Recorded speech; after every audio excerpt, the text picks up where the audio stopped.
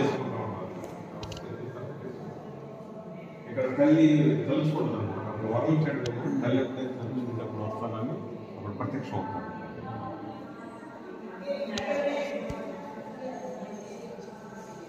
ఇక్కడ వాళ్ళ పురువంశం ఆగిపోతుంది అనమాట. ఆగిపోతుంది తల్లి అడుగుతున్నాడు, పురువంశం నిలబెట్టాయా అని తల్లి సంభాషణ అడుగుతుంది.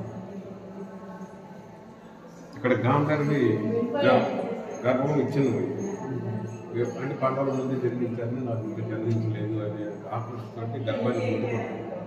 అప్పుడు అది ఒక 101 మొక్కలేదు పిండం అనేది. అప్పుడు వేసవి వారు 101 నీతి కొండలు నిర్మించి ఆ మొక్కలన్నీ కూడా దీంట్లో భద్రపరిచి కౌరవుల జనాన్ని కారణం కౌరవులు పుడతారు, కొండల్లో పుడతారు. ఇక్కడ తల్లికి చెప్తున్నాడు అనమాట. అంటే రాబోయే కాలం చాలా గడ్డు పరిస్థితిలో ఉంది. అంటే ఆ యుద్ధం కురుక్షేత్రంలో రాకపోతే దాన్ని పనులు అందరూ మానేస్తూ ఉంటారు, చూడలేము అని తపస్సు వెళ్ళిపోవాలని తల్లి. అంటే ఇక్కడ పాండవులు వాళ్ళ లక్కీలు దారుణమైనప్పుడు దిక్కుతోత పరిస్థితిలో అడవిలోకి వెళ్తారు. అప్పుడు వాళ్ళ తలుచుకోకుండానే స్వామివారి ప్రత్యక్షం అయ్యి మీరు ఏకచక్రాధిపురం వెళ్ళండి, మీరు అక్కడ సురక్షితంగా ఉంటారని అక్కడ పంపిస్తారు. అంటే తలుచుకోకుండానే ఎందుకు ప్రత్యక్షం అయ్యాలంటే ధర్మాన్ని ఆచరిస్తున్నారు. ఇక్కడ పుట్టిన స్థలం అండి ఇక్కడ పుట్టిన స్థలం, ఈ స్థలం ఆయన పుట్టింది కాదు. ధర్మం ఎక్కడైతే ఆచరింపబడతా ఉంటుందో అక్కడ అంటే ఇక్కడంతా బౌద్ధులు అంతా తపస్సులు చేసుకునే స్థలం. అంటే ఇక్కడ ఏకజాతపురంలో బ్రాహ్మణ వేషం అంతా ఉంటారండి. అంటే మళ్ళీ ప్రత్యక్షం అయ్యి మీరు దొరత మహారాజు దగ్గర కాదండి, మీకు అక్కడంతా మంచిగా జరుగుతుందని అక్కడ చూపిస్తారు.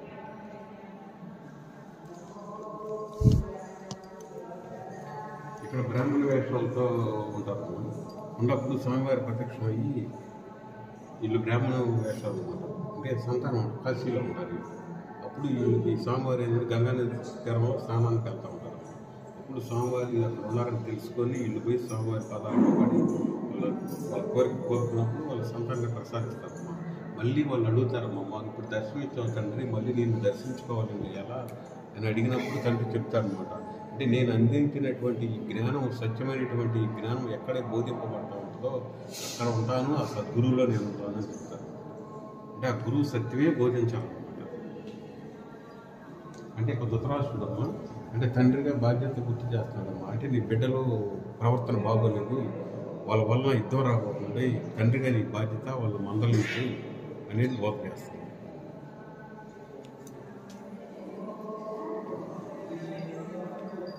GPS signal lost.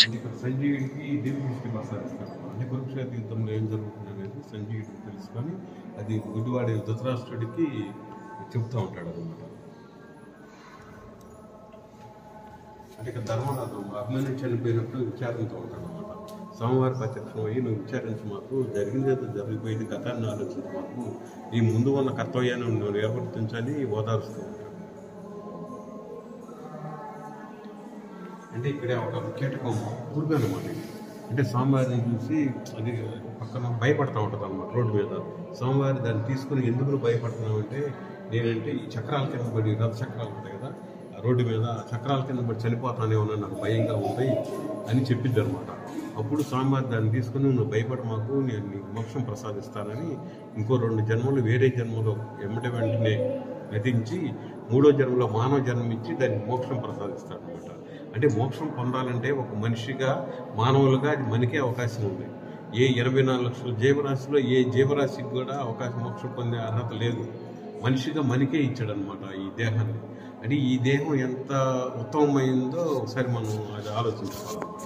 ఈ దేహం మనం ఇప్పుడు కోల్పోయామంటే మళ్ళీ 84 లక్షల జీవరాశుల్లో మళ్ళీ ఈ దేహం మనకి ఎప్పుడు వచ్చిందో కూడా మనకి తెలియదు అనమాట. అందుకని ఏది దేహం ఉండగానే ఇల్లు చక్క పెట్టుకోవాలంటారు కదా, అప్పుడు ఈ దేహం ఉండగానే మన భగవంతుడు ఏదైతే చెప్పాడో అది తెలుసుకొని ఆ జ్ఞానాన్ని మనం అలా ఉన్నప్పుడు భగవంతుడిలోకి లీనమైపోవడానికి ఆస్కారం. ఆ జ్ఞానం ఎక్కడిచ్చాడంటే శ్రీమద్ భగవద్గీతలో తండ్రి అందించాడు అనమాట. ఆ జ్ఞానాన్ని ఆ జ్ఞానం మనం తెలుసుకొని ఇక్కడ తండ్రి చేతులు సాసి అర్థిస్తున్నాడు అనమాట. అంటే నా బిడ్డలకు నేను ఇంత చెప్పాను అయినా కానీ వీళ్ళు అర్థం చేసుకోవట్లేదు, అర్ధకామాల వైపు పరిగెడుతున్నారు, సంపాదన కోరికలు పరిగెడుతున్నారు. ధర్మాన్ని ఆచరించండి. ముందు ధర్మాన్ని ఆచరించినప్పుడు అర్ధకామాలు నేనే ఇస్తాను, తర్వాత దాంతోపాటు మీ మోక్షం కూడా నేను ప్రసాదిస్తాను అని చెప్తున్నాడు తండ్రి. అంటే మీకు డబ్బులు నేనే ఇస్తా, ధర్మాన్ని ఆచరించినప్పుడు మీ కోరికలు ఏమంటే అవి మొత్తం నేను నెరవేరుస్తాను, మళ్ళీ మీకు మోక్షం కూడా నేను ప్రసాదిస్తాను అని తండ్రి చెప్తున్నాను. తండ్రి ఇంకో మాట కూడా చెబుతున్నాడు, ఇతరులకు ఏదైతే ఇస్తే మీ మనసుకు బాధ కలిగిందో అది మీరు ఇతరులకు చేయమాకండి అని తండ్రి చెప్తున్నాడు. మీ వాక్కు ద్వారా కానీ, మీ స్పర్శ ద్వారా కానీ, మీ చూపు ద్వారా కానీ, మీ మనసు ద్వారా కానీ ఏది కూడా ఇతరులు మాత్రం ఇబ్బంది పెట్టద్దు అని చెప్తున్నాడు తండ్రి. ఇలా ఆవేదన వ్యక్తం చేస్తున్నాడు. తండ్రి కొంచెం విచారణ కొట్టాడు తండ్రి. ఎందుకంటే మనకి వేదాలు, ఉపనిషత్తులు, బ్రహ్మసూత్రాలు చాలా జ్ఞానాన్ని మనకు అందించాడు.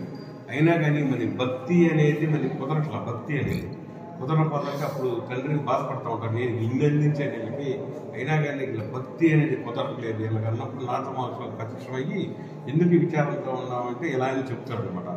నారద మహర్షి వారు అంటారు, నువ్వు అన్నీ అందించావు బాగానే ఉంది, వాళ్ళకి నువ్వు కథల రూపంలో అంటే లీలలు అనమాట, లీలల రూపంలో వాళ్ళ కథల రూపంలో అందించు నువ్వు. ఆ కథలు కొట్టుకొని తర్వాత జ్ఞానం మెట్టుకనేది వెళ్తారు అన్నప్పుడు భాగవతాన్ని మనకి రాసి అప్పుడు మనకి భాగవతాన్ని ఇస్తారనమాట. కథలు కొట్టుకోనన్నా తర్వాత భగవంతుడి దగ్గరికి వెళ్తామని. మనం ఏం చేస్తున్నామంటే ఆ కథల్లోనే ఆగిపోతున్నాము. ఆ కథలు లీలలో పాటించకుండా ఒక్కోరికి కోరుకోవడం అది తీరుతా ఉంటుంది. అలా ఆ పూజా విధానం అనేది ఎందుకు ఇచ్చాడేటువంటి ఫస్ట్ మెట్టి ఎల్కేజీ అనమాట పూజా విధానం అనేది. ఆ ఎల్కేజీ దాటి పైకి పోయినప్పుడే వాడు ఇంజనీరింగ్ చదివి డబ్బులు సంపాదించగలుగుతున్నాడు. అట్లాగే మనకి ఈ పూజా విధానం అనేది ఫస్ట్ మెట్టిది. ఈ మెట్టు దాటిపోయినప్పుడే మోక్షం పొందగలుగుతాం. మనం జ్ఞానం తెలుసుకొని మోక్షం పొందగలుగుతాం. ఇప్పుడు మనకు ఒక పిల్లవాడు ఉంటాడు, చిన్నప్పుడు ఎల్కేజీలో ఏంటంటే ఒక పుస్తకం చేయించి మనం ఇది యాపిల్ రా, ఇది బనానా రా అని చెప్తాం మన పుస్తకంలో. వీడికి 20 సంవత్సరాలు వస్తాయి. 20 సంవత్సరాలు మరి వచ్చిన తర్వాత మన ఇంటికి బంధువు వచ్చినప్పుడు అరే యాపిల్ తీసుకురారా అంటాం మనం. అప్పుడు వాడు పుస్తకం తీసుకొచ్చి చూపించి ఇదిగో నాన్న యాపిల్ అంటే మనకి ఎంత బాధగా ఉంటుంది. ఇదేంటిరా 20 సంవత్సరాలు వచ్చిన యాపిల్ తీసుకురారంటే పుస్తకం తీసుకొచ్చి ఇదిగో యాపిల్ అన్నాడు కదా అని. భగవంతుడు కూడా ఈ పూజా విధానం అనేది మనం ఆ జ్ఞానాన్ని అందుకోలేకపోతున్నాం అనే కదా ఈ పూజా విధానం ఏర్పాటు చేసింది. మనకి ఆ జ్ఞానం అందుకోలేకపోతున్నామని పూజా విధానం ఇది కొట్టుకోనన్నా జ్ఞానం వైపు వెళ్తాం అనేది అందించాడు. మనం ఏంటి ఇక్కడ ఆగిపోతున్నాం, ఈ పూజలోనే ఇక్కడ ఆగిపోతున్నాం, జ్ఞానం వైపు వెళ్తున్నాం. తండ్రి ఏంటంటే జ్ఞానం వైపు రమ్మంటున్నాడు తండ్రి. అప్పుడు నా దగ్గర చేరతారు మీరు, ఈ జన్మ మన చక్రాల నుంచి బయటపడతారు, లేకపోతే మాత్రం మీకు ఈ దుఃఖం తప్పదు. ఈ దేహం పోయిందనుకో తర్వాత శివగా పడతాం, అది పోయింది, తర్వాత బల్లిగా పడతాం, అది పోయింది. ఇట్లా 84 లక్షల జీవరాశులు మనం అనుభవించాలన్నమాట. మానవజన్మ ఎప్పుడు కూర్చుందో నువ్వు చేసుకుని దాన్ని బట్టి ఇది అదే. Turn left.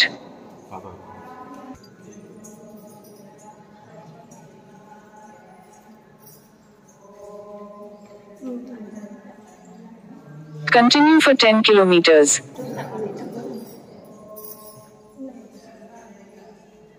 నమస్కారం చేసుకొని అటు వెళ్ళండి.